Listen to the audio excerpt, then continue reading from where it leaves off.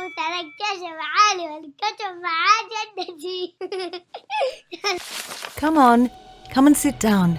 Listen very quietly to a story. I love listening to stories, don't you? I'm Mimi, and I tell stories. The Lion Inside by Jim Field and Rachel Bright.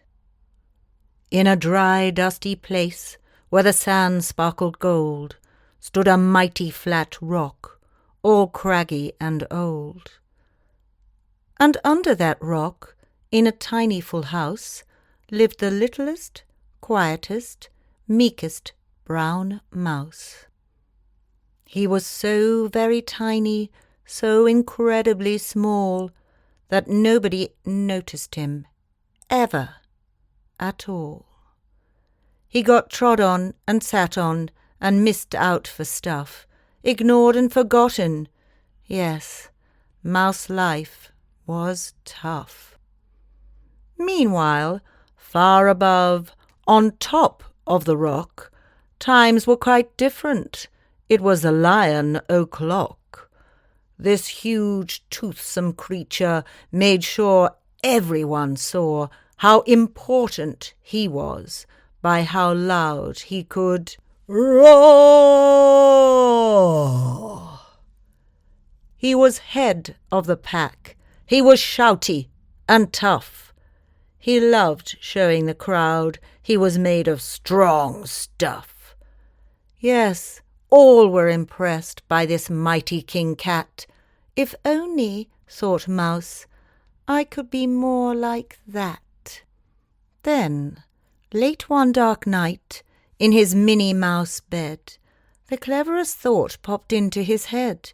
He jumped from the covers and held up a paw. "I've got it," he said. "What I need is a roar, roar." I mean, what if this mouse with the weeniest squeak was a little more grrr and a little less meek? Well, he'd still be the smallest of fuzzy brown mice, and he'd made friends and join in, and the life would be nice. Yes, thought the mouse, I must find out how. I will learn how to roar, and I will learn it now. But gulp, oh my gosh, there was only one beast who could teach him this thing, but might make him a feast. It was time to be strong, take a chance after all. Forever was such a long time to feel small. So he made himself brave, and he thought like a winner. He set off for the top, hoping not to be dinner. It felt like the scariest thing he could do, but if you want things to change, you first have to change you.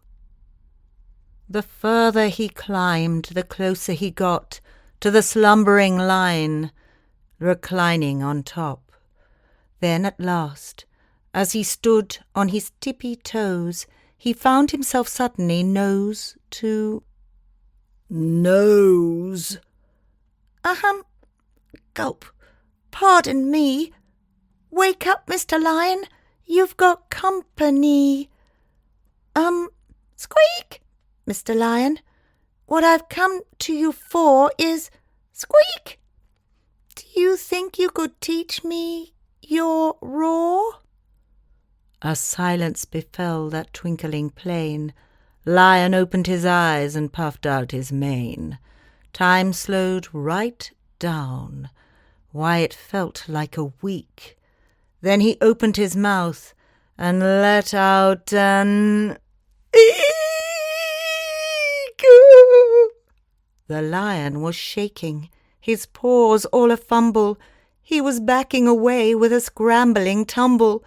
"Don't hurt me," he whimpered. "Oh, try to be nice." Well, my goodness, the lion was frightened of mice. "Don't worry," Mouse peeped. "I'm a friend, not a foe. Let's rock this together. We'll have fun, don't you know?" That was a magical moment for sure. when Mouse didn't feel at all small anymore. He had found his true voice and learned to speak out, and for that you don't need to roar or to shout. And from that day and always, the two were a pair. They both liked that rock better, now that rock was to share. The mouse, while still little, felt big in his head, and Lion, he still roared, but with laughter instead.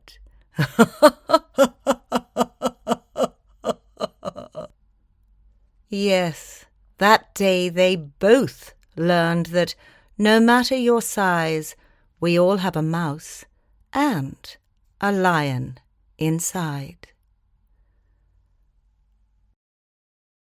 And that's Mimi and